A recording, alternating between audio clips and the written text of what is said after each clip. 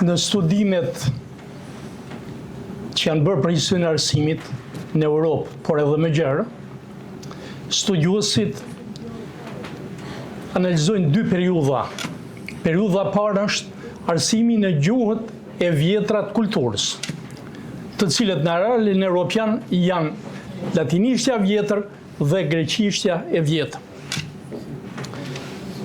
Dhe gradualisht, si një zhvillim i natyrshëm, kemi një fazë kalimtare, një bashkëjetesë të gjuhëve të kulturës me gjuhët popullore, për të kaluar pastaj në zhvillimin e gjuhëve popullore. Ne duhet të kapim thelbin si erdhi ky proces në kushtet tona në territoret shqiptare. Fillimisht, duhet thënë se në kohën e vjetër, përqindja e njerëzve që mësonin ishte shumë e pakët, që mësonin nëpër shkolla.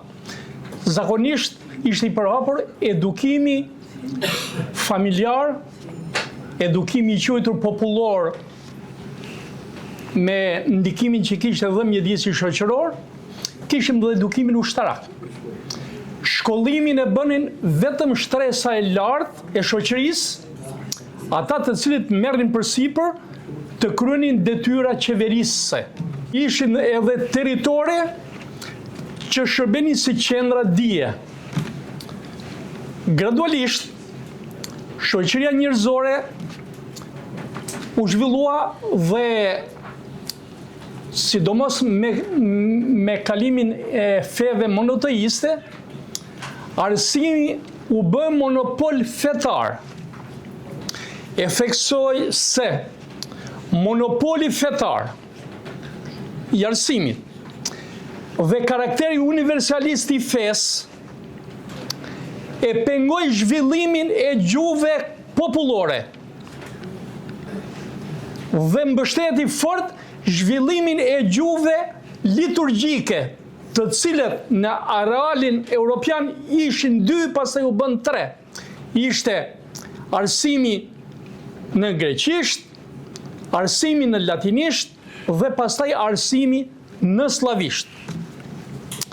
Këtë monopol e theu zhvillimi ekonomiko-industrial. Nuk është çudi se shkollat popullore të parat në botë lindin në Angli. Lindin në Angli sepse Anglia nën presionin e zhvillimit ekonomik, industrialistët, tregtarët, zejtarët e tjerë ishin të interesuar që të kishin punëtor të shkolluar. Megjithatë, duhet thënë se shkolla dhe arsimi, si parim universal, në të gjithë librat, mbeti monopoli klerit, në lindje dhe në perëndim, në botën e krishterë dhe në botën islame. Të paktën në fetë monoteiste ishte absolute. Dhe për herë të parë, arsimi shtetëror është legjitimuar në Prusi në vitin 1870. Kjo do të thotë se sistemi arsimor ishte shumë i orientuar dhe kishte një problematik për të kaluar në gjuhët popullore, duheshin patjetër vendime të klerit. Prandaj edhe zhvillimi i shqipes është kushtëzuar nga rrymat e mëdha të mendimit njerëzor, që është rilindja dhe reforma. Me rilindjen lindi liberalizimi i arsimit dhe përtet dogmave u fut në për shkolla dhe shkenca. Kisha u detyrua ta pranoj të vërtetën e shkencës si një mjet njims për të kuptuar më mirë krijuesin.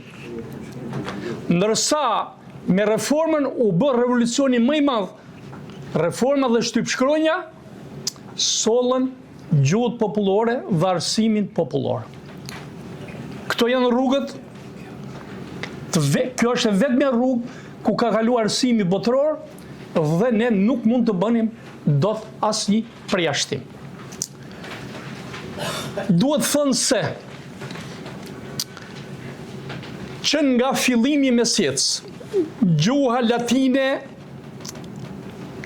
gradualisht kaloi vetëm si gjuhë e elitave dhe nuk kuptohej nga banorët.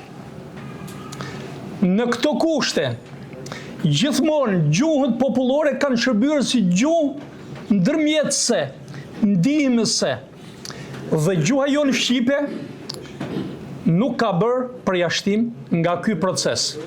Pra, gjatë gjithë periudhës, gjuha jonë shqipe ka shërbyer si gjuhë mësimore ndihmëse. Tani, për sa i përket vlerave, gjykon lehtë. E para gjykon me institucionet fetare që kishte në Shqipëri. Pra një institucioneve të larta fetare, si që janë krye peshkopatat e Justinana Primës, të Ohrit, pastaj edhe të Durrësit, të cilët kishin një numër shumë të madh peshkopatash në varësi,